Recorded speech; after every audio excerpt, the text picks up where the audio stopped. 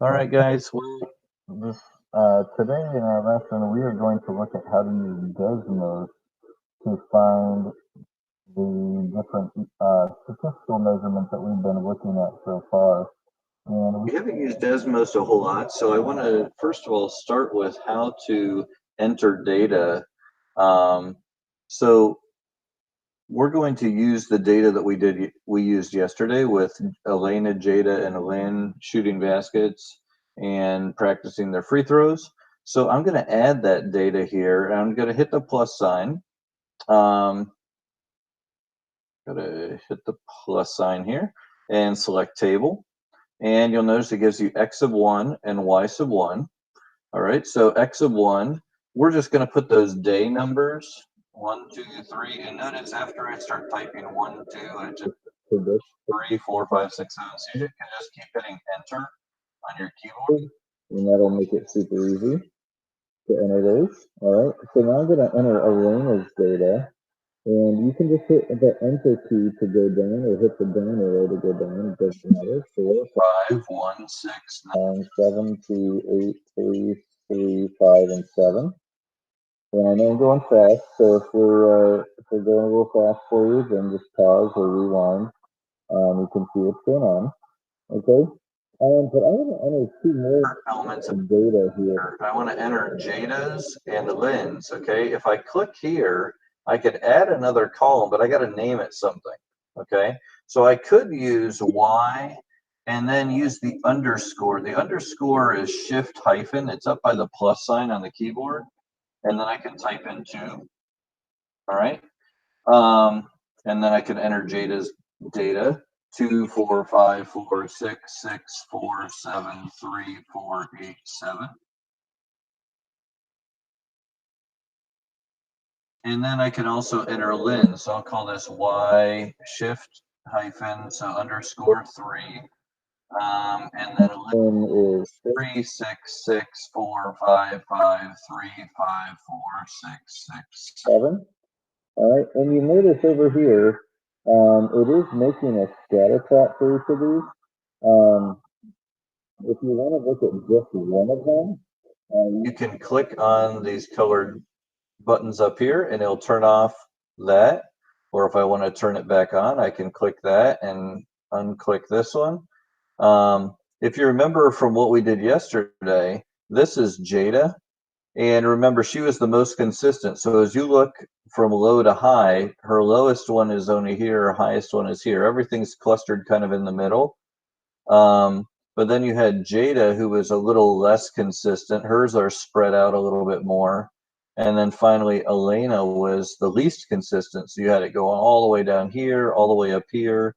Hers are way spread out as you look at the data. Okay.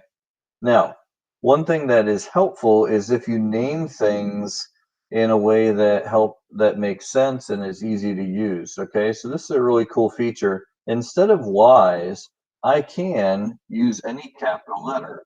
All right, so I'm going to call this one E for Elena, and this one J for Jada, and this one L for Lynn. Okay, so really easy. It doesn't affect this at all. But it's going to make it easier to use our different functions later on. Okay, so what functions are we talking about? Well, I've got a keyboard down here. If you don't see that, you'll see this down here, show keypad. And what we're going to be using here are some of these functions over here on the right. So you look at functions, and there's all kinds of different ones. There's trig, there are distributions, which are like advanced trig and probability stuff, some other miscellaneous ones, but the ones we're going to focus on here are stats. And if you look closely at these, you'll see some words that that you recognize. Okay, so here's total. If you want to just add up data, mean, median, min, max, the quartiles. Here you see MAD from yesterday. We're going to use that one. Then some other things. And then here's this random one that just says stats. We're actually going to use that, and that's a really helpful one. Okay. Well, let's start by looking at how we might use one of those functions. We'll start with the mean. All right. So we click on function, and you click on mean. and it's looking for something to put in the parentheses, okay? Now, if I were just gonna do one thing here, I could just put brackets, the square brackets like that. And I can type in the numbers that I want to use. Okay, so if I were going to do Elena's, I'd have 4, comma. I don't think you even have to do. Yeah, you don't have to do a space even. So just comma separating 4, 5, 1, 6, 9, 7, 2, 8, 3, 3, 5, and 7. Okay, and you'll notice it gave me the mean right there with 5, like we found yesterday. Right? But since Jada's data, Elena's data is all right up here in the table, and we called that E, I can instead just put a capital E, and it will look at that and see all of this from the table up there. Okay, and you might notice that I actually typed in the word mean and just typed in the parentheses. Once you get used to this, it might be easier for you just to do that. Okay, so there's Jada's, and there that was 5 as well. Or if you like, you can still just click on the functions and click on mean, and we type in an L for win, and there's the win's mean as well. Okay, so there's our mean. The next thing we want to do is find the median, and really, we're going to just find the whole 5-number summary. All right, you might have noticed in here there is median, but this is where that stats function comes in. I'm going to do stats. If I type in E for Elena, notice it gives me the entire 5-number summary right there. Okay, so that's really nice. Stats J for Jada. Here's the 5-number summary for Jada. The min is 2, quartile 1 is 4, median 4.5, quartile 3 is 6.5, and the max is 8. And then stats L for win. Here we have 3, 4, 5, 6, 7. And these are all pretty close together because remember, 2 is the most consistent of our shooters. All right, so that's how we can find the mean, and now our 5-number summary. So finally, let's find what we were calculating yesterday. All those calculations, you had to find the mean and then subtract the mean from all of the items of data and make them all positive, and then average all of those. Well, all of that can be done very easily if you click on functions and choose MAD, mean absolute deviation. And we find it here for Elena. That's 2. We find the mean absolute deviation for Jada.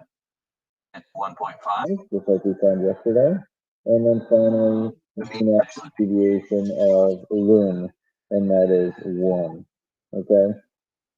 So, just like we saw yesterday, Lynn is the most consistent. So she had the smallest mean absolute deviation. Elena was the least consistent shooter. She had the greatest mean absolute deviation. One last thing here, and this is just a feature of Desmos. You see over here, this answer had a decimal, and you see this right here, it looks like a fraction. And that's because if you select that, it will actually give your answer as a fraction instead of a decimal. Okay? Now, in today's practice, I've given you some different data to use. And I've asked you to find the mean, the 5-number summary, and the mean absolute deviation for each set. So I gave you a set, and you'll see you just enter your values below it, okay? But please notice the directions. I asked you to round all your answers to 1 decimal place. So even if they go on further than that, round it to 1 decimal place. And please make sure that you round. Some people, some of you guys tend to just cut off whatever decimal comes after the first place. Don't do that. Make sure that you round. Okay. So hopefully this is helpful for you, and join us for our Google Meet today at 11 or at 1:45 since it's Tuesday. And I hope you have a wonderful day.